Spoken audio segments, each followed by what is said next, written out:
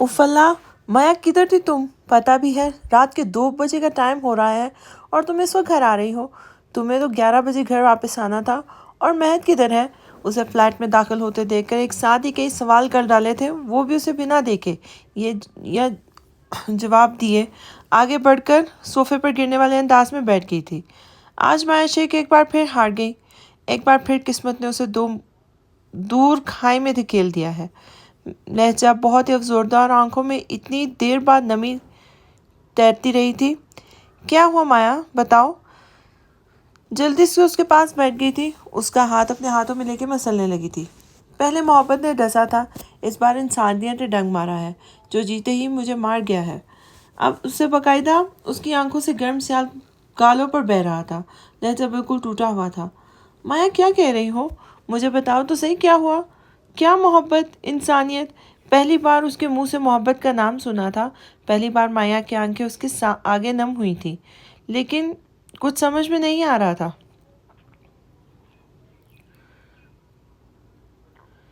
दुआ करो नवीन, कभी तुम्हें ये दोनों की वजह से कोई कुर्बानी ना देनी पड़े, क्योंकि दोनों में ही इंसान अपना आप ख़त्म कर लेता है। अब आंखें मूंद गई थी, सर पर लिया स्कार्फ पीछे कर चुकी थी। बताओ तो क्या हुआ है? तुम लोग तो हनान मुगल को इबरत का निशान बनाने गए थे ना? आज उसका काम तमाम होना था, फिर क्या हुआ जो महद भी साथ नहीं आया? नवीन का दिमाग बिल्कुल माउफ हो रहा था, किसी बात को समझने से कासिर थी। मुझे अकेला छोड़ दो नवीन, मैं अभी किसी बात का जवाब नहीं देना चाहती। सुबह मेरा रेसिग्नेशन लेटर जमा करवा देना। उसका मुंह खुले का खुला ही रह गया था जब माया ने अंदर जाके दरवाज़ा लॉक कर दिया था। रात दीप बेहोशी के बाद नींद में चली गई तो तालिश ने उसे बेदार करना मुनासिब नहीं समझा। इतना खुश था कि खुशी के बायस सारी रात नींद ही नहीं आई थी। उसकी मासूम सी बीवी शायद खुद को मौत के ज़्यादा ही करीब समझ के खुद को अंधेरे में रखना चाहती थी। नहा कर बाहर आया तो अभी भी कंबल में दुब के ख्वाब खरगोश के मज़े ले रही थी। बालों में टावल रगड़ते हुए एक नज़र कमरे को देखा था, जिसको काफ़ी मेहनत के बाद ये रूप मिला था। बेड के हेड पर बच्चों की बहुत सारी तस्वीरें, हर जगह सुर्ख गुलाब, अभी तक कर्टन गिरे हुए थे। बेड के बिल्कुल सामने एक चॉकलेट केक सजावट के साथ पड़ा हुआ था। अभी कमरे में ही नज़र घुमा रहा था जब दीप कसमसा कर करवट बदल गई थी। आज तो दूर दूर तक उसका उठने का कोई इरादा नहीं लग रहा था। दीप उठो, आखिर खुद ही उसके कंधे को हिलाया था, मगर आगे से कोई जवाब मौसूल नहीं हुआ था। अच्छा मैं जा रहा हूँ, तुम सोती रहो। अब अच्छा मैं जा रहा हूँ दुबई, तुम सोती रहो। अब लहजा बेहद संजीदा था। दीप की नींद एक सेकंड में 9 तो 11 हुई थी। उसके जाने के नाम पर एक पल में उठ के बैठ गई थी। तालिश उसको पेंट कोट में देखकर यकीन में अच्छा उसको पेंट कोट में देखकर वहम यकीन में बदला तो आंखें पटपटाते हुए बेयकीनी से उसे पुकारा, जो रात ही को वापस आया था। लेकिन यह हैरत और बढ़ी जब पूरे कमरे को फूलों से मुतय्यन देखा। Someone is just coming in our lives for make it जना। पूरे स्टार से लहजे में कर उसके कह के उसके करीब हुआ तो इसकी बात का मतलब समझने की तकोदो में थी, पर दूसरी बीवी पर आकर तमाम सवाल ख़त्म हुए और दीप जख्मी शेरनी की तरह उसकी तरफ लपकी थी। अगर तुम शादी करोगे तो मैं और इसको भी मार दूंगी। बेड पर खड़ी ने ही तालिश को गिरबान से दबोचा था और तकरीबन चिल्ला ही रही थी। आंखों में आंसू थे, लहजा सख्त था, बहुत सख्त। पहले तो उसे गिरबान पकड़ने और फिर तुम कहने पर हैरान कुन नजरों से उसे देख ही रहा था। ये मेरी दीप नहीं है, उसकी आंखों में झांकते हुए सरगोशी की थी, जिस पर गिरबान पे गिरफ्त थोड़ी ढीली हुई थी। कैसे सोचा मेरे होते हुए किसी और के बारे में? मरने वाली हूँ मैं, मरी तो नहीं हूँ ना? आखिरी बात पर दुखी हो गई थी। क्या समझती थी कि अगर उसे कभी कुछ हुआ तो सबसे ज़्यादा जिसकी ज़िंदगी पर असर पड़ेगा वो तालिश इब्राहिम होगा। लेकिन यहाँ तो मामला ही उलट पड़ा था। उसके मरने का इंतज़ार भी नहीं हुआ और किसी और के लिए कमरा सजा दिया। तालिश ने उसे देखा था, एक मरतबा फिर बदगुमान होता देखकर उसका रुख पीछे की तरफ मोड़ा। यहाँ छोटे छोटे बच्चों की तस्वीरें और साथ में वेलकम लिखा हुआ था। 2 मिनट साकत हुए ان کی طرف دیکھتی رہی، پھر بے یقینی سے تالش کو سوالیہ نظروں سے دیکھا تھا۔ ہمارے آنے والے پرنسس کو اس طرح ویلکم کرو گے، میں نے سوچا نہیں تھا۔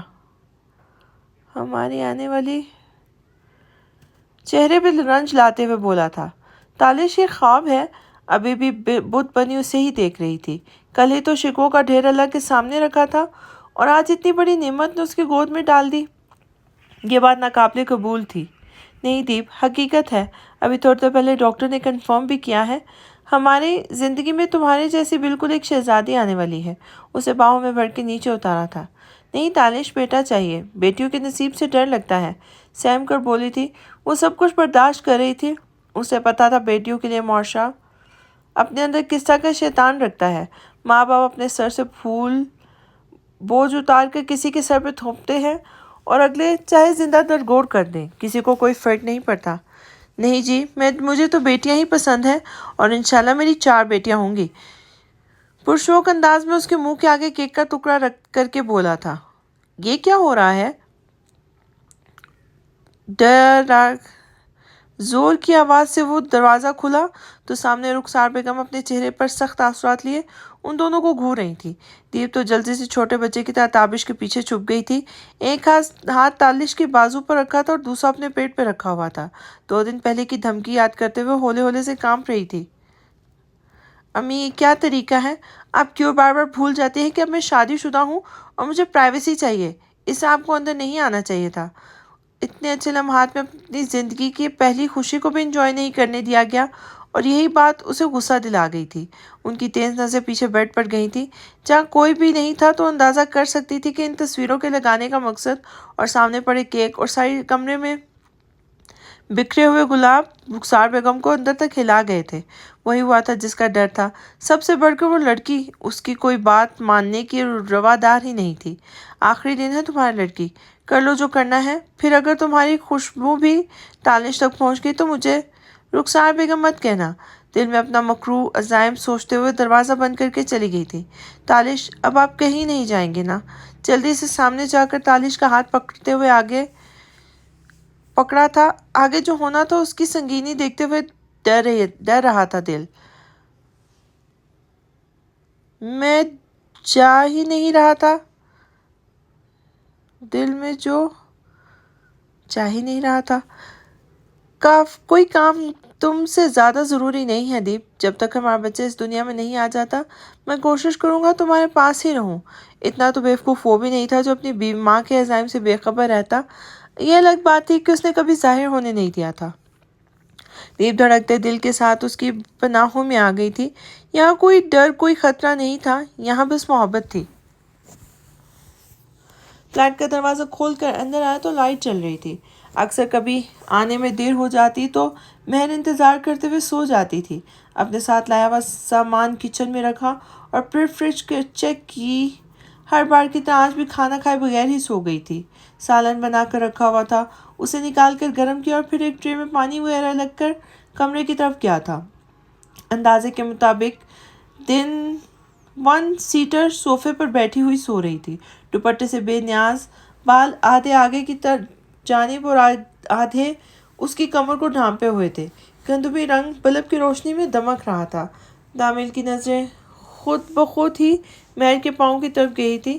یہاں ابھی بھی پٹی موجود تھی، البتہ زخم اب بھی بھر چکا تھا، لیکن احتیاطی تدابیر کے تحت دامل نے اب کبھی پٹی کھولنے کی اجازت نہیں دی تھی۔ روز اس کی کسی نئی زخم سے متعارف ہوتا تھا، وہ زخم جو اس کی نازک جان نے اپنے آپ سے سہے تھے، لیکن یہی نشان اس کے گداز جسم پر ماخوذ تھے۔ ٹرے کو ٹیبل پہ رکھ کے صوفے کی طرف آیا تھا اور بیٹھ گیا تھا۔ اس کے خوبصورت نقوش کو اپنے ذہن میں حفظ کر رہا تھا۔ ہاتھ بڑھا کر اس کے سیاہ ملائم بال پیچھے کیے۔ کمرے میں ہیٹر کے جلنے کی وجہ سے اتنی سردی بھی نہیں تھی، وہ آرام دہ حالت میں سو رہی تھی۔ ہفتے میں 2-3 بار ہی آتا تھا، لیکن اکثر وہ اسے سویا ہوا ہی پاتا تھا۔ شاید ساری زندگی سکون کی نیند نہیں آئی تھی، تبھی سکون میں رہتی تھی۔ بال پیچھے کرتے ہوئے اس کے ہاتھ اس کے دہکتے کالوں پر لگے تو باہر سے آنے کی وجہ سے سرد لمس محسوس کرتے ہی مہر نے پٹ سے آنکھیں کھول دی تھی۔ दामिल आप आ गए।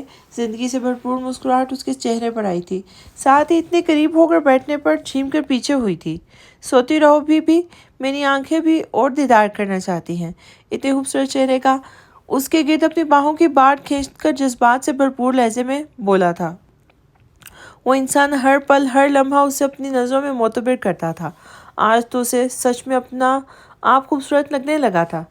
मैं खाना लाती हूँ। उसकी नज़रों से पजल होकर भागने का इरादा किया था। मेरी भूख तो ख़त्म हो गई। नज़र मुसलसल महल के चेहरे का तवाफ कर रही थी, जिसकी वजह से उसके पलकों की झालर नीचे गिरते लगी थी, और साथ में उसका आंच देता लहजा। महर अपने दोनों हाथों को मसल रही थी। अब तो उसके एहसार की वजह से राह फरार भी ख़त्म हो चुकी थी।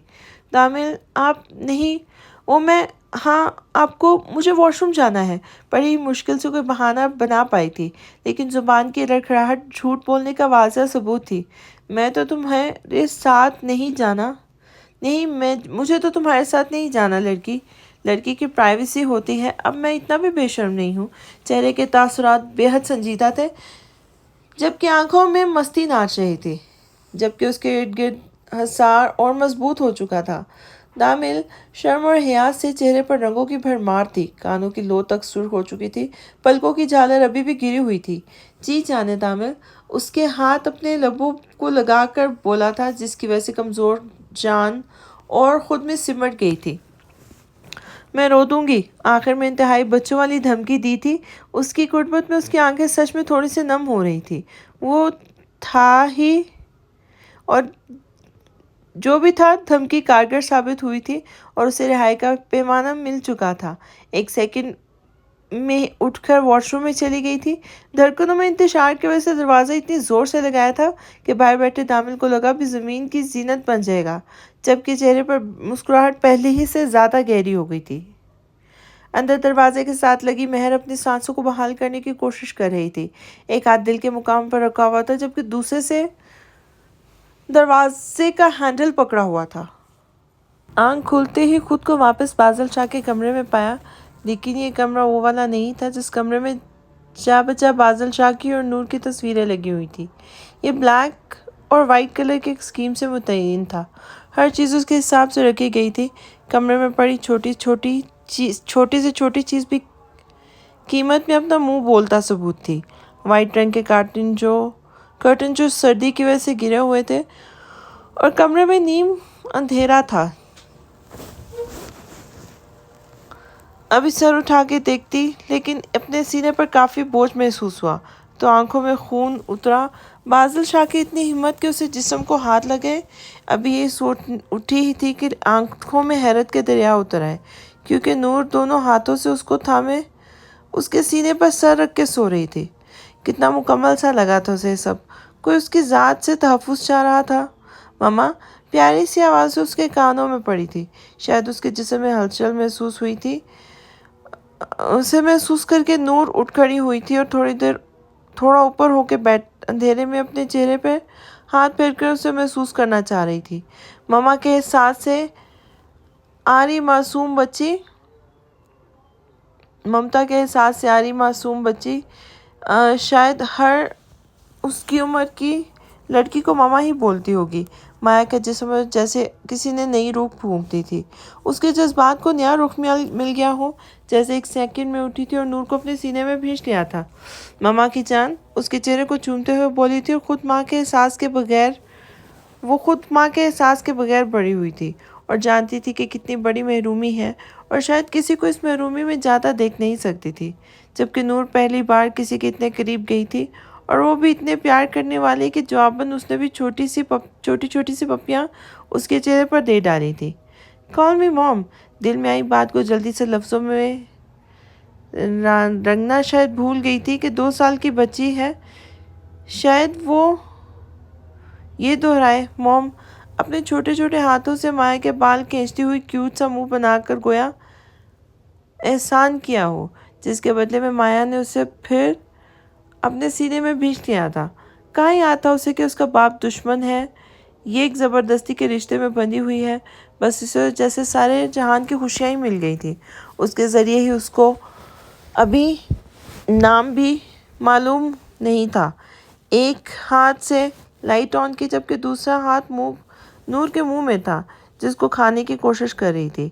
بال بالکل بکھرے ہوئے تھے، دوپٹے کی تو ہوش ہی نہیں تھی، جبکہ نور روشنی میں اس کا چہرہ دیکھ کر ایک دفعہ پھر زور سے بیڈ پہ کھڑی ہو گئی تھی اور چھوٹے ہاتھوں سے تالیاں بجانے لگی تھی۔ معصوم ذہن میں ابھی بھی اس کا چہرہ نقش تھا اور اس کے پیار بھرے لمس نہیں بھولے تھے جو جوش میں آ کے ایک بار پھر مایا کے بال اس کی آئینی گرفت میں آ چکے تھے۔ اتنے میں کمرے کا دروازہ کھلا تھا اور بیا اندر آئی تھی۔ اس کی تو آنکھیں کھلی کی کھلی رہ گئی تھی۔ نور نے تو واپس پلٹ کر بیا کی طرف دیکھا ہی نہیں تھا، جبکہ بیا کو اپنے کیے پر پچھتاوا ہوا تھا۔ وہ تو اس لیے نور کو یہاں چھوڑ کے گئی تھی کہ باہر سے کچھ سامان لانا ہے اور یقین تھا کہ ان دونوں کے اٹھنے سے پہلے ہی نور کو واپس لے جائے گی، لیکن اب بادل شاہ کے خوف سے ہاتھ پاؤں پھول گئے تھے، جس کا حکم تھا کہ نور مایا کے سامنے کبھی کسی حال میں نہ جائے، اور یہاں تو دونوں ایک دوسرے میں ایسی مصروف تھی جیسے کوئی اور دنیا میں ہی موجود ہی نہ ہو۔ وہ نور کو پکڑنے کے لیے آگے ہوئی، لیکن نور میڈم بھاگ کر مایا سے چپک چکی تھی۔ نور لفٹ کا سین موجود تھا، دوسری طرف سے آ کر نور کو مضبوط ہاتھوں سے پکڑا تو اپنے چھوٹے چھوٹے ہونٹ نکال کے رونے لگی تھی۔ میرے پاس رہنے دے، مایا نے بوڑھی سی عورت سے التجا کی تھی۔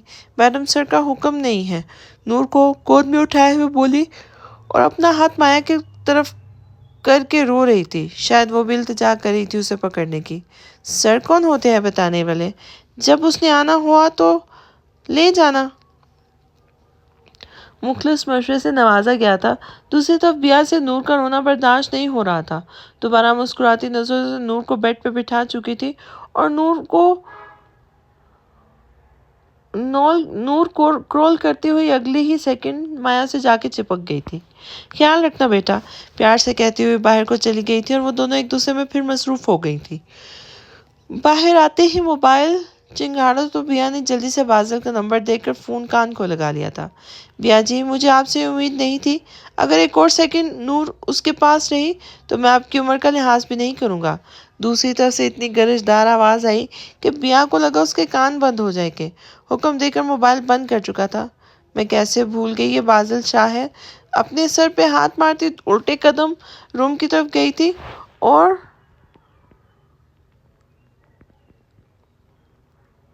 دونوں کی سنے بغیر نور کو لیے باہر آ گئی تھی۔ باہر سے ہی مایا کا روم لاک کر دیا تھا، البتہ نور کا رونا پورے لاؤنج میں گونج رہا تھا۔ لڑکی غائب کیسے ہو سکتی ہے؟ ابھی کل ہی تو اسے دوبارہ فلائٹ میں دیکھا گیا تھا۔ حنان مغل اپنے سر پہ ہاتھ مارتا ہوا بولا۔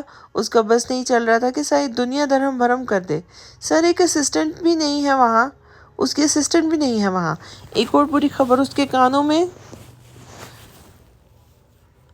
گونجی تھی۔ میں تم سب کو مار دوں گا جب وہ فرار ہو جائیں۔ تم کون سا مجرا دیکھ رہے تھے؟ جب وہ فرار ہوئی تب تم کون سا مجرا دیکھ رہے تھے؟ اپنے گن کا نشانہ سامنے کھڑے 4 لوگوں کی طرف بار بار کرتے ہوئے کہا تھا۔ لیکن سر، وہ لڑکا زخمی حالت میں اپنے گھر میں آیا ہے جو پرسوں پارٹی میں لڑکی کے ساتھ موجود تھا، ان میں سے ایک بولا تھا۔ ابھی بھی اس کی نظر نیچے ہی تھی۔ تو کس چیز کا انتظار کر رہے ہو؟ جاؤ اسے شام سے پہلے سامنے لے کر آؤ ورنہ تمہاری قبر ادھر ہی بنا دوں گا۔ اپنا پسٹل نیچے کرتے ہوئے دھاڑا تھا۔ سر، وہ ایک غریب سا بغیر نوکری کے گلیاں صاف کرنے والا ہے۔ ابھی وہ کچھ بولتا کہ ایک اور زوردار پنچ اس کے منہ پہ پڑا تھا۔ پہلے ہی بہت نقصان ہو گیا ہے، دفع ہو جاؤ، اسے لے کر آؤ۔ ایک مرتبہ پھر دھاڑا اور چاروں بوتل کے جن کی طرح وہاں سے غائب ہو گئے تھے۔ پلیز دیکھیں، بچی رو رہی ہے، دروازہ کھولنے میں ہاتھ نہیں لگاؤں گی، کم از کم مجھے اسے دیکھنے تو دیں۔ دروازے کے ساتھ لگی مسلسل پچکار رہی تھی۔ میڈم سر کا حکم ہے، نور کو چپ کرواتے ہوئے جھنجھلا کر بولی۔ کچھ بھی سمجھ نہیں آ رہا تھا۔ ایک طرف ضدی باپ تھا تو بیٹی اس کا بھی اگلا سرا تھی جو 2 گھنٹے سے چپ ہونے کا نام ہی نہیں لے رہی تھی، اور تیسری وہ جس نے دروازہ جا بجا کر دروازہ کو بھی اپنی قسمت پر رونے پر مجبور کر دیا تھا۔ باہر میں گیا تمہارا سر، اب اگر دروازہ نہ کھولا تو میں اسے توڑ دوں گی۔ تمہارا بےغیرت سر بھول رہا ہے کہ میں ایک کیپٹن ہوں جس کے آگے لکڑی کا دروازہ کچھ بھی نہیں ہے۔ اندر گلا پھاڑ کر آواز آئی تھی۔ توڑ دے بہن، مجھ سے کیوں پوچھ رہی ہے؟ بیا نے دل ہی میں سوچا تھا اور کچھ کہے بغیر نور کے منہ میں فیڈر ٹھونسنے لگی تھی جو اگلے ہی لمحے نور صاحبہ نے دور پھینک دیا تھا۔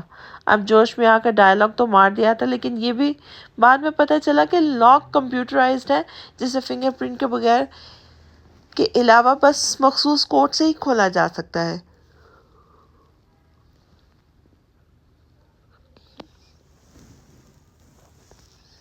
3 بار کوڈ لگا کر دوبارہ کوڈ لگنے کا آپشن ختم ہو گیا تھا اور سارے کمرے سے عجیب عجیب سی ٹون ٹون کی آوازیں آنے لگ گئی تھیں۔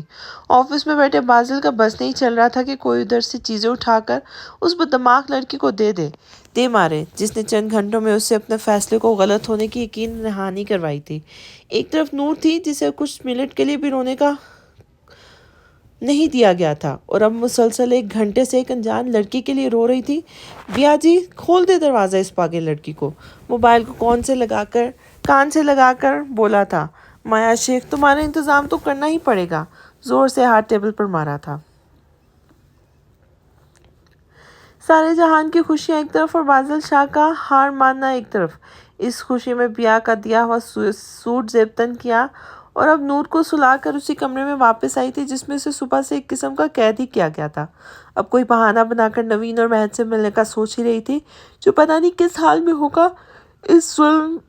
اس ظالم بازل نے اس کے ساتھ کیا کیا ہوگا۔ ابھی شیشے کے سامنے کھڑی اپنی تیاری کو ایک مکمل نظر ڈالی تو دروازہ کھلنے کی آواز پر واپس پلٹی تھی اور وہ مکمل وجاہت رکھنے والا انسان دوبارہ دروازہ بند کر کے اس کے قریب آیا تھا۔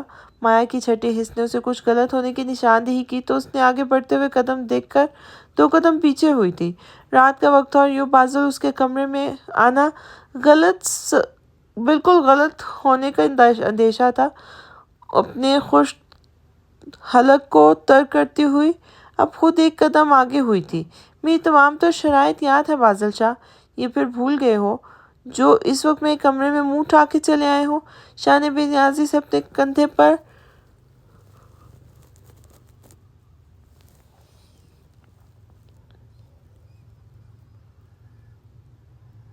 پڑی مخمل کی چادر کو ٹھیک کرتے ہوئے بولی تھی۔ آ جاؤ۔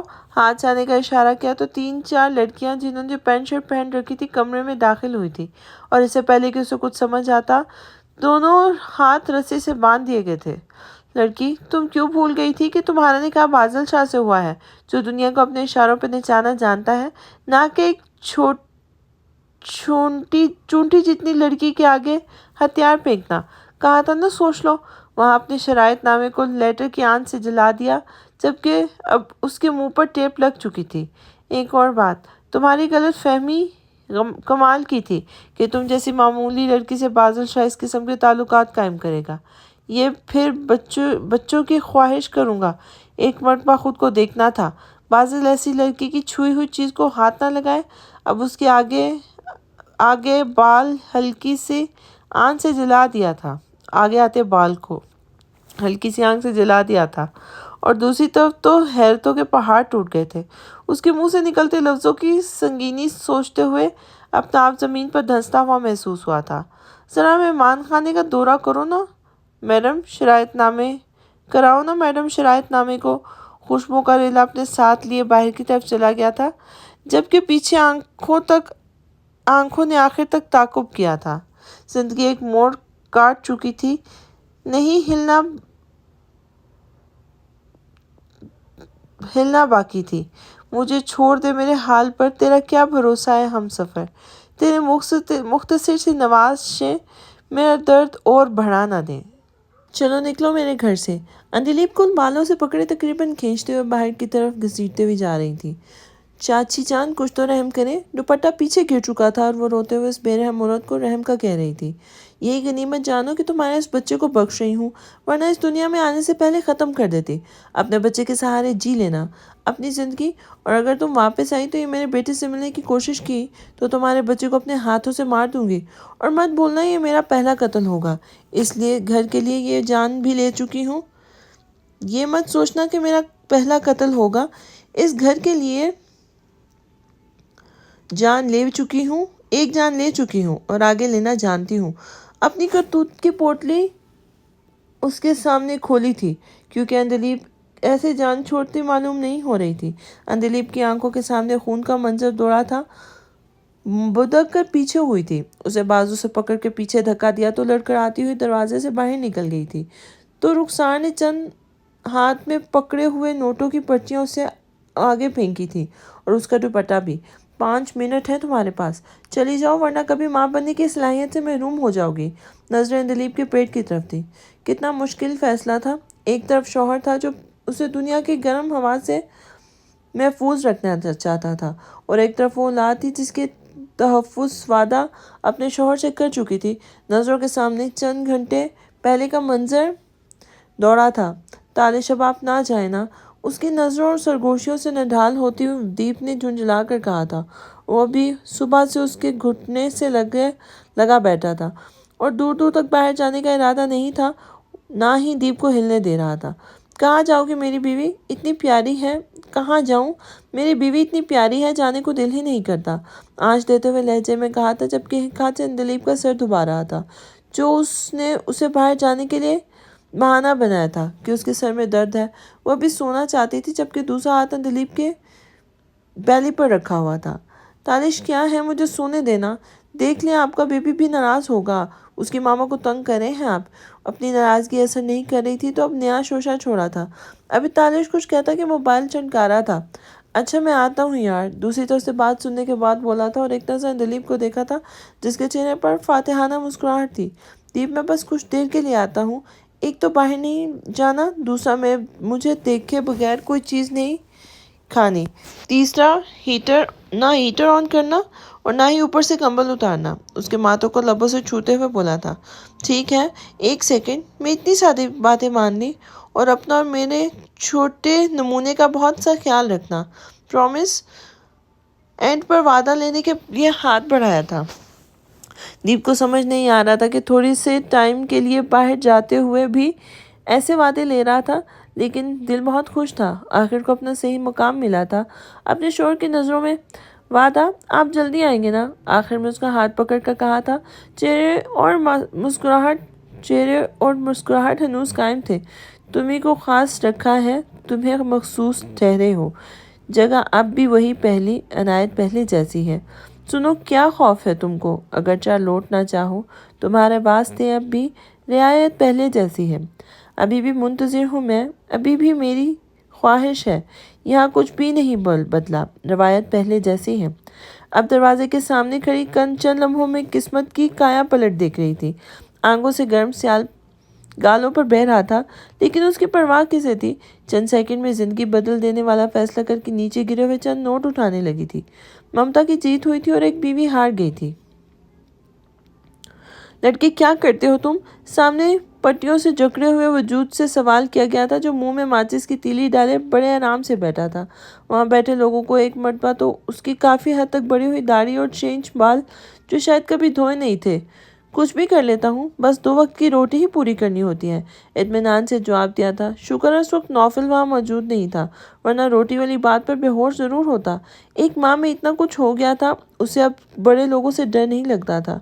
2 दिन पहले ही तो अच्छा खासी मार पड़ी थी।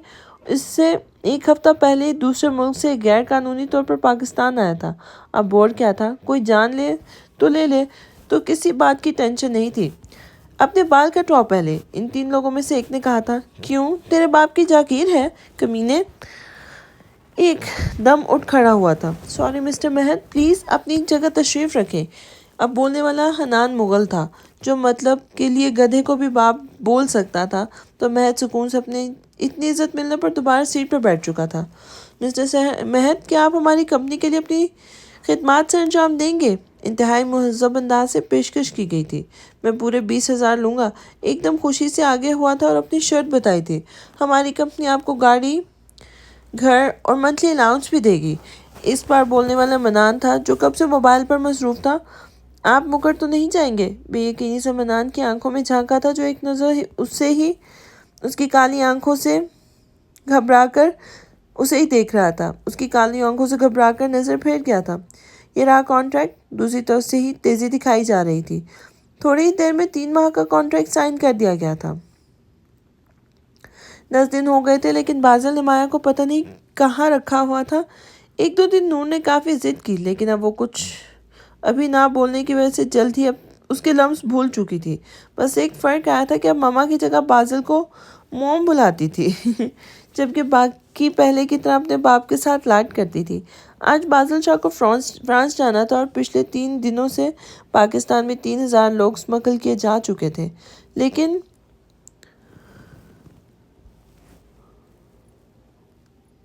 نہ تو انٹیلیجنس والے اور نہ ہی کوئی دوسرا ادارہ اس بات کی سے باخبر تھا. ابھی بھی اپنے لیپ ٹاپ کو سامنے کیسی میں مصروف تھا، جبکہ نور اس کے موبائل کے ساتھ کھیلنے میں مصروف تھی. 1 منٹ بعد ایک نظر ہنستی مسکراتی نور کو دیکھ لیتا تھا اور دوبارہ اپنے کام میں مصروف ہو جاتا تھا. یہ ان دونوں کی پکنک کی پیکنگ کرنے میں مصروف تھی. بازل شاہ اپنے کان جیسی براؤن آنکھیں وقفے وقفے سے گھر کے اطراف میں دوڑ کی طرف لے جاتا تھا اور دوبارہ کام میں مصروف تھا. اچانک نور اس کا موبائل پھینک کر دروازے کی طرف بھاگی تو بازل کا دل کہ اس لڑکی کو دنیا سے غائب کروا دے، جو سامنے اپنی باہیں پھیلائے نور کو اپنی طرف بلا رہی تھی. موم موم. وہاں تک جاتی نور نے خوشی سے پتہ نہیں کتنی بار اسے پکارا تھا. 1 ہفتے میں اس کے بالوں کا رنگ تبدیل کروا دیا گیا تھا. اب وہ سادہ سی شلوار قمیص میں بلبوس آنکھوں میں بڑے بڑے چشمے لگائے اور بال جو کافی حد تک لمبے تھے اب بس کندھوں تک ہی آ رہے تھے. ہاتھ میں 4 چوڑیاں پہن رکھی تھی، مطلب جس سے یکدر تبدیل ہو گئی تھی. 2 بار نور نے اسے دیکھا تھا، دونوں میں ہی وہ تقریباً پینٹ اور ساتھ تھوڑی گھٹنوں تک آتی شرٹ میں تھی اور نہ ہی چشمے لگے ہوئے تھے. مایا کے مطابق تبدیلی اس لیے کروائی گئی تھی کہ نور اب اسے نہیں پہچانے گی اور بازل اسے اب کسی طور پر بھی پاکستان چھوڑ کر نہیں جائے گا. بازل نے ایک نظر ان دونوں کو دیکھا جو ایک انتہا ہی حد تک ایک دوسرے میں مصروف تھی. براؤن آنکھیں ایک دفعہ پھر مسکرا دی تھی لیکن جلدی نظروں کے زاویے تبدیل کر لیے تھے. مجھے نہیں لگتا تھا کہ تم ایک بے حد ڈھیٹ لڑکی ہو، ورنہ اس کمرے میں آنے کے بعد میں نے لوگوں کو مکمل تبدیل ہوتے دیکھا ہے. اپنے لیپ ٹاپ پر نظر جماتے ہوئے بولی تھی. ابھی دیکھا ہی کہا ہے تم نے مجھے بازل شاہ، جو اندازہ لگانے لگے ہوں. نور کو گود میں اٹھایا اس کی طرف آئی جو اپنا پسندیدہ کام یعنی مایا کے بالوں کو کھینچنے میں مصروف تھی. اسے تو مایا کے بال پہلے ہی بہت زیادہ پیارے لگ رہے تھے. کبھی دیکھیں گے فرصت سے، لیکن ابھی کسی فضول چیز کو دیکھنے کا من نہیں. ابھی نظر اسکرین پر چلتی ویڈیوز پر تھی. تمہارے جیسے تمہاری بیٹی کا تمہیں دیکھنے کا من نہیں. اگلی طرف سے بھی سیدھا تیر نشانے پر گیا تھا. فضول بکواس بند کرو اپنی. اٹھ کھڑا ہوا تھا. وہ کون ہوتی ہے جو اس کی بیٹی کو بیچ میں لانے والی؟ اتنی سخت آواز سے اندر پیکنگ کرتی بیا کے ہاتھ کانپے تھے. 1 منٹ بعد دل تو مایا کا بھی دہل گیا تھا لیکن چہرے پر بالکل سرد تاثرات تھے. بازل شاہ اپنی حد میں رہ کر بات کرو. یہ عورتوں پہ چلانے والے مرد زہر لگتے ہیں مجھے. اگلی طرف سے جو پوری آواز سے چلائی تو نور جو بازل کا یہ روپ دیکھ کر سہمی ہوئی تھی، مایا کو بھی اس روپ میں دیکھ کر بآواز رونے لگی تھی اور زبردستی مایا کے بازو سے اتر کر بازل کے پاس چلی گئی تھی اور بازل کے چہرے پر 2-3 گیلی پپیاں دے ڈالی تھی. اپنے باپ پر کسی کا چلانا برداشت نہیں ہوا تھا. بازل جو اس کا خود کو عورت ماننے پر ہلکا سا مسکرایا تھا، اب مسکراہٹ اور گہری ہوئی تھی. وہ کیوں بتا رہی تھی کہ کیسے مرد پسند ہیں اسے. مایا کو اپنی جگہ اب معلوم ہوئی تھی کیسے وہ کسی اور کے بچے پر اترا رہی تھی اور 1 سیکنڈ میں وہ اپنے باپ کی ہو گئی تھی. مایا کی آنکھیں ہلکی سی نم ہوئی تھی جو بازل کی نظروں سے چھپی نہیں تھی. بابا کا شعر اپنی موم کے پاس جائے. بازل نے جان بوجھ کر اپنا موبائل کان کو لگا کر مصروف انداز میں نور کو ماما کی طرف بڑھایا تھا جو 1 سیکنڈ میں نور کو اپنے ہاتھوں میں لے کر دور چلی گئی تھی. موم. اب چہلتی ہوئی آواز بازل کے کانوں میں پڑی تھی. مطلب وہ دونوں کو لڑتا ہوا نہیں دیکھ سکتی تھی. جاتے ہوئے موبائل کان سے اتارا اور اب نظر پھر لیپ ٹاپ کی اسکرین پر تھی. پوری رات سڑکوں کی خاک چھاننے کے بعد اندلیب نہیں ملی تھی. آنکھیں اب نم ہو چکی تھی. گھر پر رخسار اس کی بات سننے تک کی روادار نہیں تھی. تامل کا موبائل نمبر نہیں بند تھا اور دیپ کا موبائل ویسے ہی چارجنگ پر لگا ہوا تھا. صاف واضح لگ رہا تھا کہ گھر سے گئی نہیں تھی بلکہ نکالی گئی تھی. اب ہاتھ زور زور سے دروازے پر مارا تھا. ایک رات کس طرح گزری تھی یہ اس سے بہتر کوئی نہیں جان سکتا تھا. پتہ نہیں کیوں خوشیوں سے راس ہی نہیں آتی. بچپن سے ستیلی ماں کے سائے میں پروان چڑھا تھا.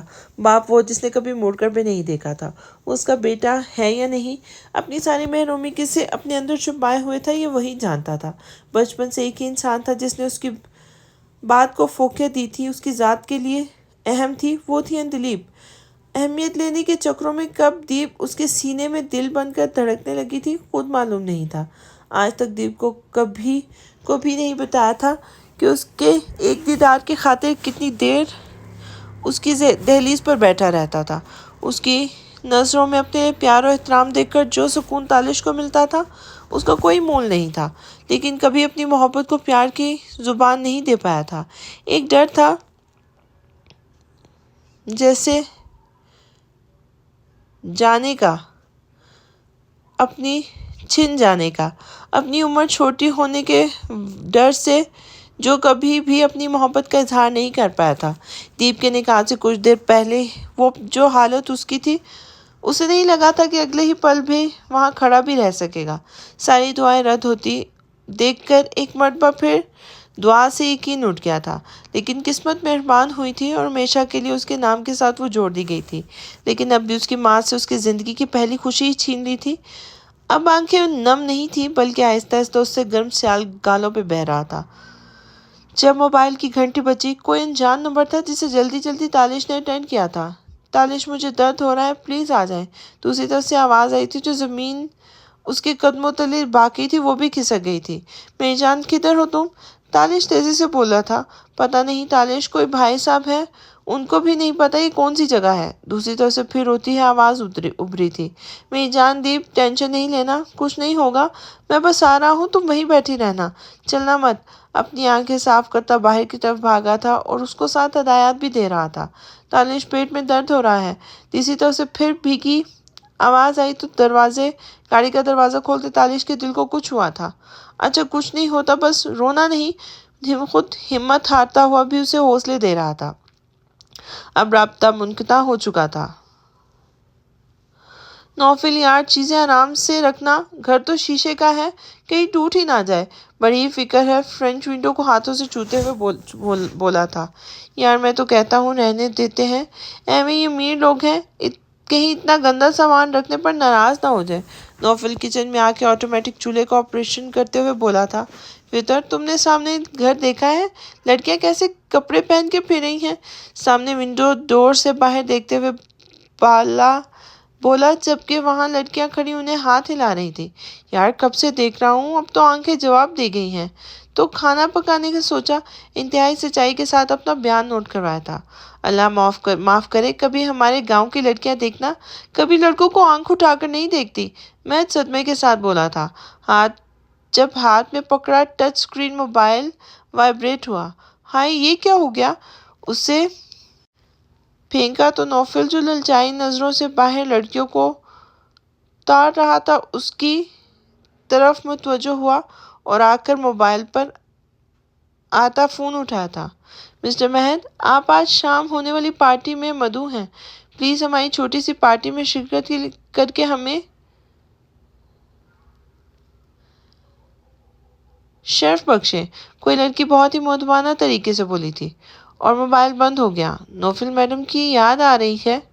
وہیں صوفے پر ڈھیر ہو گیا تھا۔ یہ دو روز دن میں 3 مرتبہ پڑھتا تھا۔ وہ بیچارہ نوفل اتنی دیر اس کی گھسی پٹی محبت کی کہانیاں سنتا اور اسے حوصلہ دیتا تھا۔ یار کہیں میڈم مرمرا تو نہیں گئی؟ ویسے ایسے تو تمہاری جان نہیں چھوڑنے والی۔ نوفل کی نظر اب بھی باہر اپنے جسم کا دکھاوا کرتی لڑکیوں پر تھی۔ جب اپنی گردن پر کسی کی آہنی گرفت محسوس ہوئی تھی، پیچھے کی طرف دیکھا، مہد خطرناک حد تک سخت تاثرات لیے اسے دیکھ رہا تھا۔ آئندہ میڈم کے بارے میں یہ کہا نہ، اس طرح کی بکواس کی تو اپنے ہاتھوں سے جان لے لوں گا میں۔ آہستہ آواز میں گرایا تو ایک سیکنڈ کے لیے نوفل کو اس کی سیاہ آنکھوں سے خوف آیا تھا۔ یار میں تو ابھی وہ اپنی صفائی میں کچھ کہتا، مہد نے اسے چپ رہنے کا اشارہ کیا تھا۔ میڈم چاہے مجھے جان سے مار دے، تم ان کے بارے میں بولنے کے حقدار نہیں ہو۔ عجیب سا جنون تھا اس کی باتوں میں۔ یہ وہ والا مہد نہیں تھا، یہ تو کوئی اور ہی جنونی سا انسان تھا جس کی آنکھوں میں اس کا عشق ناچ رہا تھا۔ قاسم یار، جلدی پتہ کرو اس نمبر کا کس کا ہے۔ مسلسل اپنے دوستوں سے فون پہ رابطے میں تھا، لیکن ابھی تو نمبر ٹریس ہی نہیں ہو سکا تھا۔ وقت گزرنے کے ساتھ ساتھ دل کی دھڑکنیں متواتر بڑھ رہی تھیں۔ پھر سے فون آیا تھا۔ نمبر کی لوکیشن معلوم ہو چکی تھی اور تالش کا دل تھا کہ ایک سیکنڈ میں لگا کہ دیپ تک چلا جائے۔ ریش ڈرائیونگ کرتے ہوئے متوقع جگہ پر پہنچا جہاں دیپ کا دور دور تک نام و نشان نہیں تھا۔ یہ درپن نما کمرہ تھا جہاں خالی جیسے برسوں سے یہاں کوئی نہیں آیا ہو اور باہر سے تالا لگا ہوا تھا۔ اب گھٹنوں کے بل بیٹھ کر سر اپنے ہاتھوں میں گرا لیا تھا۔ یا اللہ میری مدد کر، دل سے آہ نکلی تھی کیونکہ جتنا وہ کر سکتا تھا کیا تھا، لیکن دیپ نہیں ملی تھی۔ اچانک کسی کے سسکنے کی آواز کانوں میں پڑی تو سارا وجود پل میں کان بن گیا تھا، لیکن سمجھ نہیں آ رہی تھی کہ آواز کہاں سے آ رہی ہے۔ دیپ، دیپ، انتہائی اونچی آواز میں چلایا تھا اور چاری طرف دیکھا تھا، لیکن اگلی طرف سے جواب ندارد۔ ذہن میں کچھ کلک ہوا تو اس کمرے کے پچھلی سائڈ کی طرف تیز بھاگتا ہوا گیا تھا اور سامنے دیوار کے ساتھ لگی دیپ جس کے سر سے خون بہہ رہا تھا ہوش و خور سے بے گانہ پڑی تھی۔ دیپ میری جان، ادھر دیکھو۔ پاس جا کر اس کے چہرے کو تھپتھپایا تھا، لیکن اس کو چھوتا برف پر ہاتھ رکھنے کے برابر تھا۔ اتنی سردی میں صرف ایک باریک شال جو سردی روکنے سے قاصر تھی، جسم جیسے برف میں لگا ہوا تھا، جلدی سے اپنے بازوؤں میں بھرا تھا اور گاڑی کا دروازہ کھول کے اسے تقریباً لٹا دیا تھا۔ اپنی جیکٹ اتار کے اس کی شانوں پہ ڈالی تھی اور آگے آ کے ہیٹر فل سپیڈ کیا تھا۔ ایک نظر اسے دیکھا تھا جس کا ہاتھ پیٹ پر تھا۔ شاید بے ہوش ہونے سے پہلے اسے شدید درد تھا، لیکن یہ سمجھ نہیں آ رہی تھی کہ سر پر چوٹ کیسے لگی ہے۔ نزدیکی چھوٹا سا ہاسپٹل تھا، وہاں جانے کا ارادہ تھا کیونکہ وہ نہ ہی اپنی بیوی کو اور نہ ہی بچے کو کھونے کا حوصلہ رکھتا تھا۔ سوری دیپ، مجھے پتہ نہیں کیوں لیکن میں تمہیں ہر بار حفاظت کرنے میں ناکام ہو جاتا ہوں۔ صدمے سے دل میں سوچا تھا، یہ کوئی فلم یا ڈرامہ کا ہیرو تھوڑی نہ تھا جو عین موقع پہ واردات پر پہنچ کر کچھ غلط ہونے سے پہلے ہی بچا لیتا۔ جو بھی تھا اسے اتنا یقین ہو گیا تھا کہ غلط عورت کی چال مضبوط سے مضبوط انسان کو بھی اس کے عشق کے فرائض سے ڈگمگا سکتی ہے، اور یہی ثابت ہو رہا تھا۔ نور کو اپنے سینے پہ لیٹے بازل پتہ نہیں کون سی دنیا اور جہان کی باتیں سنا رہا تھا جس سے وہ بہت غور سے سن رہی تھی۔ ابھی تھوڑی دیر پہلے ہی وہ لوگ فرانس آئے تھے اور مایا کو لگا تھا اس انسان کو سمجھنا کسی کے بس کی بات نہیں۔ ابھی بھی وہ صوفے پہ بیٹھی لیپ ٹاپ پر نوین کا میل اکاؤنٹ ڈھونڈ رہی تھی جو مل ہی نہیں رہا تھا، اور ایک نظر بازل کو اور نور کو دیکھ لیتی تھی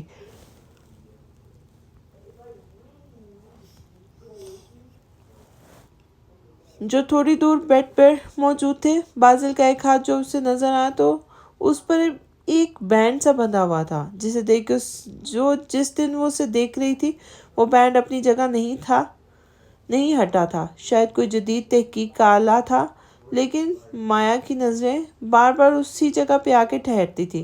اس کی سپیڈ کلائیوں پر جتنی تھی وہ بلیک بینڈ جچتا تھا، مایا کو اتنا ہی زہر لگتا تھا۔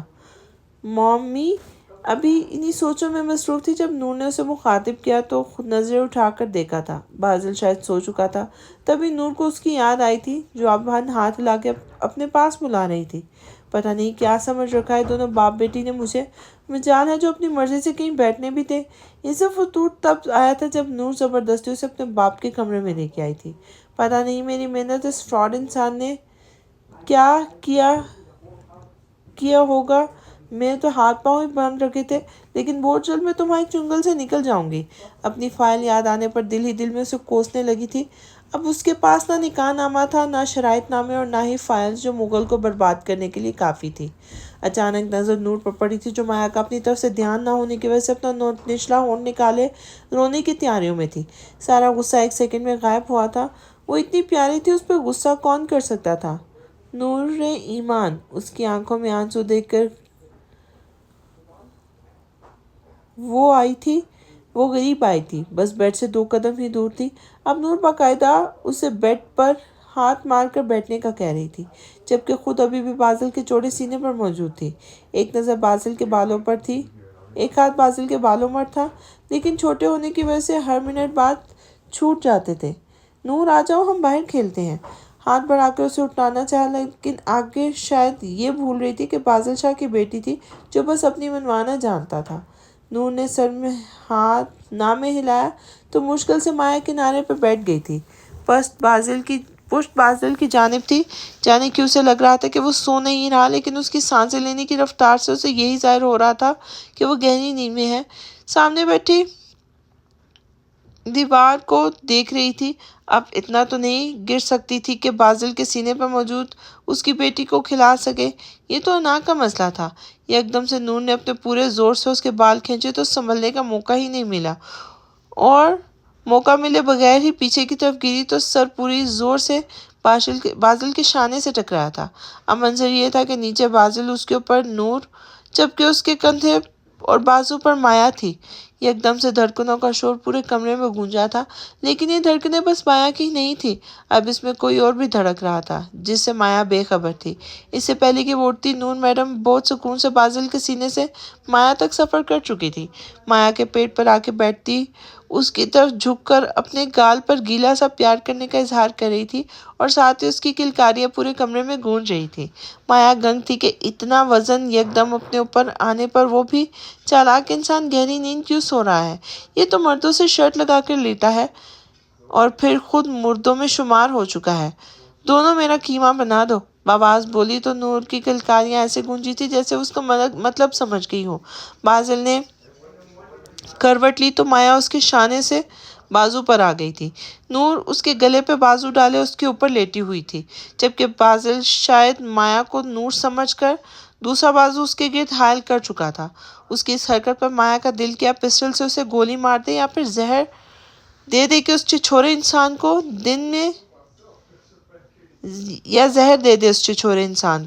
دن میں تو اس کو ہاتھ نہ لگانے کی قسمیں کھاتا ہے، اور پھر ایسے پھیل رہا ہے جیسے اس کی جاگیر ہو۔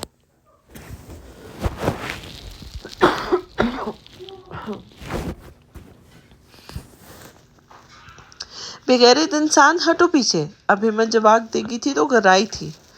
موم، نور نے اب اس کے ہاتھوں سے اس کے گال کھینچ رہی تھی اور ساتھ ساتھ اسمائل بھی دے رہی تھی، سیدھی بات پورا مسکا لگا رہی تھی کہ وہ یہاں سے نہ ہلے۔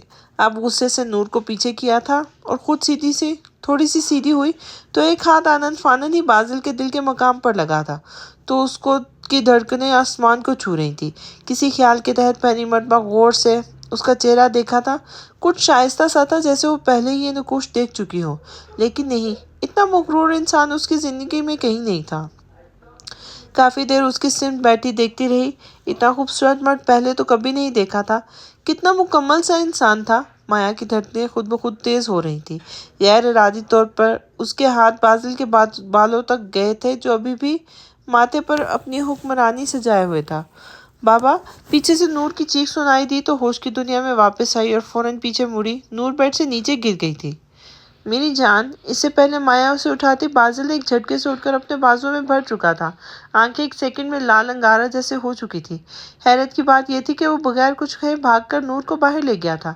مایا کو ڈھیروں شرمندگی نے آ گھیرا تھا، اس کی وجہ سے نور کو چوٹ لگ گیا ہوتا اگر 2 منٹ اور اس کا بازو اپنے گرد برداشت کر لیتی۔ ابھی اس ٹینشن میں ہی گھوم رہی تھی، سمجھ نہیں آ رہا تھا کہ باہر کیسے جائے۔ ایک چیز اس نے نوٹ کی تھی کہ نور کو ڈاکٹر کے پاس لے جانے کے لیے 2 گاڑیاں گئی تھیں، ایک میں بازل تھا، دوسرے میں بیا۔ خیر امیر لوگوں کے چونچلے، یہ بات کہہ کر اپنے وہموں سے جان چھڑائی تھی، لیکن اب کافی دیر ہو گئی تھی ان لوگوں واپس آئے۔ نور کے کھیلنے کی آوازیں تو آ رہی تھیں، لیکن وہ اسے پکار کیوں نہیں رہی تھی؟ یہ بازل کدھر تھا؟ وہ بھی ان سوچوں میں گم تھی جب دروازہ کھلا تھا تو سامنے وہ براؤن آنکھوں میں غضب لیے کھڑا تھا۔ سیاہ رنگ کی قمیص شلوار اس کے بازو کہنیوں تک فولڈ کر رکھے تھے۔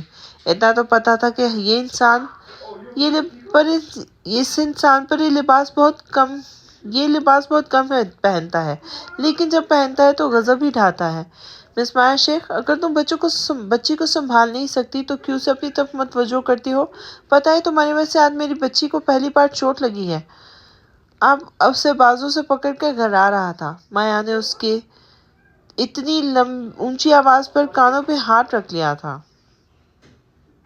مسٹر، بچے گرتے ہی رہتے ہیں، نور کو جان بوجھ کر نہیں گرایا۔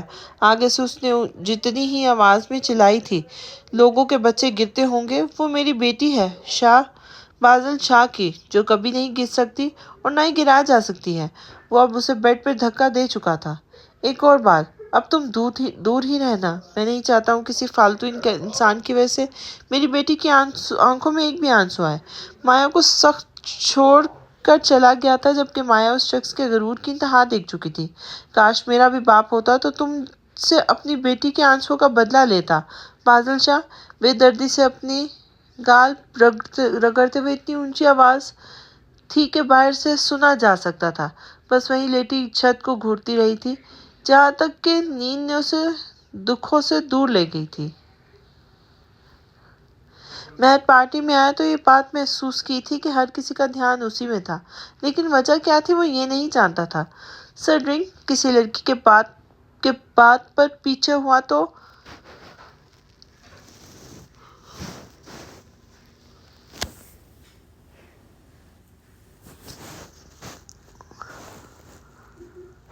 اسے ہاتھ پر نظر گئی تھی جس میں کچھ سفید سا رنگ تھا لیکن پانی نہیں تھا۔ میں نہیں پیتا، سمجھ چکا تھا کہ کوئی جوس نہیں ہے بلکہ شراب ہے، اس لیے بغیر لگی پٹی کے جواب دیا تھا۔ کبھی کبھی پی لینی چاہیے، ویسے بھی تمہارے جیسے جوان کی تو یہ عمر ہے۔ پیچھے سے منان نے اس کے کندھے پہ ہاتھ رکھا تھا۔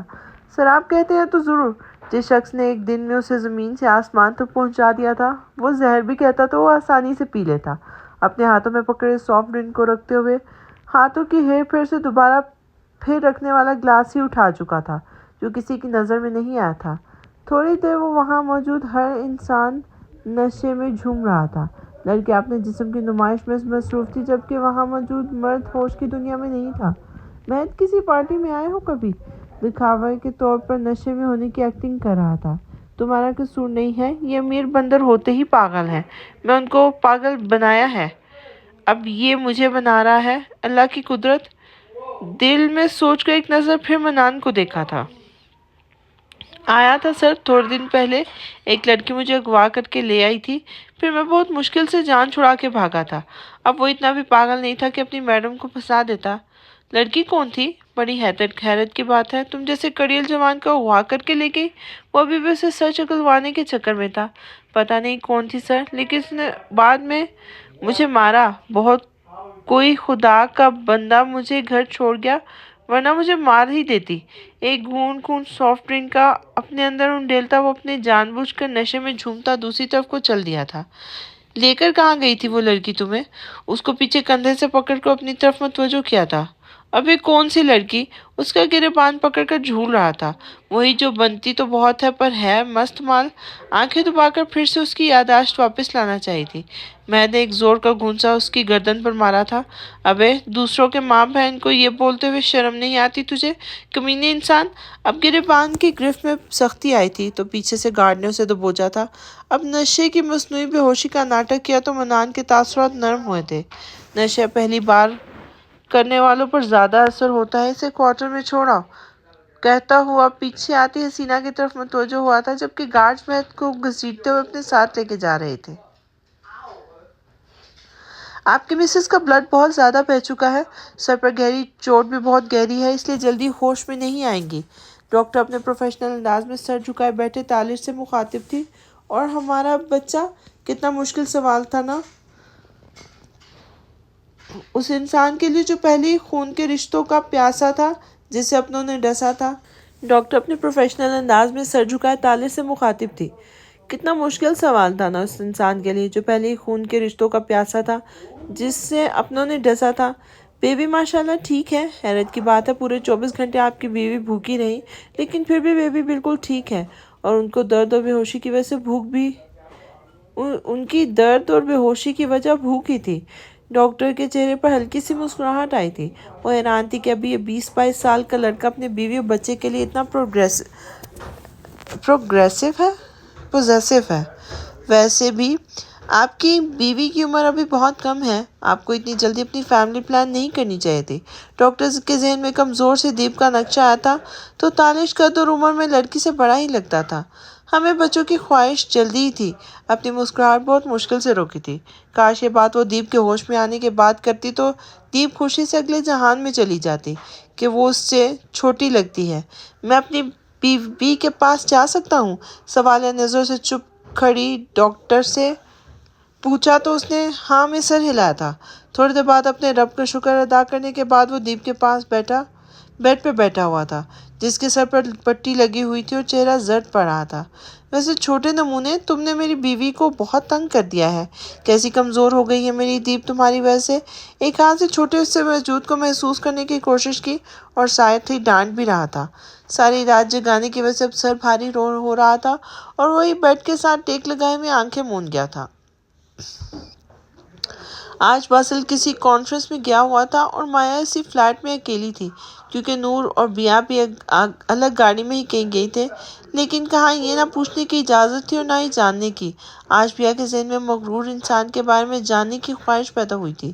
اپنے آپ کو خود بخود اس کی طرف کھینچتا ہوا محسوس ہوتا۔ اب تو اکثر اس کے چہرے پر سے نظریں ہٹانا دنیا کا مشکل ترین کام لگتا تھا۔ آج تو اپنی فائل نکال کر ہی رہوں گی اور پھر چلی جاؤں گی یہاں سے۔ پتہ نہیں نوین اور مہک کا کیا ہوگا۔ مہک کا نقشہ ذہن میں آتے ہی سیڈ ہو گئی تھی۔ باسل کا کمرہ بھی کھلا ہوا تھا تو دندناتی ہوئی اس کے کمرے میں گھس گئی تھی۔ چند گھنٹوں میں ہی کمرے کا نقشہ بدل چکا تھا۔ ایک صاف ستھرا کمرہ اب کوئی کوڑے کباڑ کا ڈھیر ہی لگ رہا تھا، اور غصے میں یہ بھی بھول گئی تھی کہ وہ کون سا اس کی مستقل رہائش گاہ تھی جو اپنی فائلز اور دوسری چیزیں وہی رکھتا۔ اب تو غصہ چڑھ گیا تھا اور چیزیں اٹھا اٹھا کر دیوار پر مار رہی تھی۔ مجھے پہلے یقین تھا تم پاگل ہو، ثبوت دینے کی کیا ضرورت تھی؟ پیچھے سے گمبھیر آواز آئی تو پیچھے کی طرف ہوئی تھی۔ باسل جو اپنا بکھرا ہوا کمرہ دیکھ کے غصے سے لال پیلا ہو رہا تھا، مایا سے بولا تھا، تم سمجھتے کیا ہو خود کو؟ دیکھو جو مرضی کرو فائلز کے ساتھ، لیکن مجھے طلاق چٹاک۔ ابھی بات منہ میں ہی تھی جب مردانہ بھاری ہاتھ اس کے گال پر پڑا تو وہ پیچھے بیڈ پر گری تھی۔ دیکھو میری نرمی کا ناجائز فائدہ مت اٹھاؤ۔ یہ رشتہ نہ تمہاری مرضی سے بنا ہے اور نہ ہی ختم ہوگا، یہ ذہن میں رکھنا۔ اس کے سپاٹ اور غصیلے لہجے میں ایک مرتبہ تو مایا کا دل بیٹھا تھا، لیکن ساتھ ہی اپنے تاثرات سخت کیے تھے۔ کیا سمجھتے ہو تمہیں پتہ ہے عورت پہ ہاتھ اٹھانا مرد کی سب سے بڑی کمزوری ہوتی ہے، اور مرد سے مار کھانا عورت کی سب سے بڑی بیوقوفی۔ چٹاخ اب کے باسل کے گال پر پڑا تھا۔ باسل کی آنکھوں کا رنگ ایک دم سیکنڈ میں تبدیل ہوا تھا، ماتھے پر بل پڑے تو مٹھیاں زور سے بھینچ لی تھی۔ ایک سیکنڈ مایا کو اس کی آنکھوں سے خوف آیا تھا اور وہ بیڈ پہ کھڑی ہی تھوڑی پیچھے ہوئی تھی۔ باسل نے اس کا بازو کھینچا تھا اور کٹی ڈور کی طرح اس کی طرف کھینچی تھی، لیکن دونوں میں 1 فٹ کا فاصلہ ابھی بھی برقرار تھا۔ کیا سمجھتی ہو اپنا وہ پرانا عاشق یا پھر مہد عرف پپو جو تمہاری ہر بات پر سر جھکائے گا؟ یہ پھر تم ہاتھ اٹھاؤ گے تو ہنستے ہوئے کھا لے گا۔ یہ مت بھولو میں باسل شاہ ہوں، اور یہ نام تم چاہ کر بھی مت بھولنا۔ اگر بھولی تو ایسا یاد کراؤں گا کہ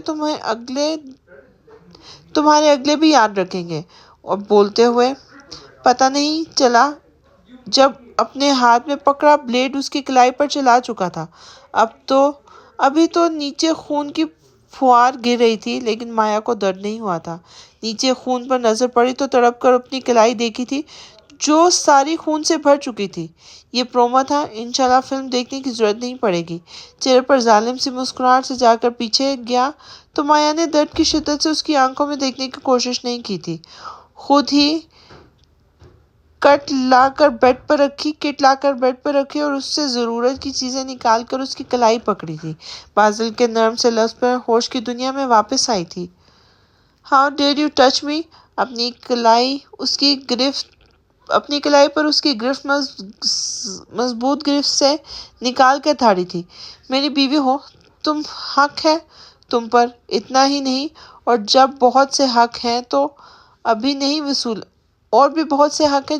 وصولے میں نے، بس بہت جلد وصولنے کا ارادہ رکھتا ہوں۔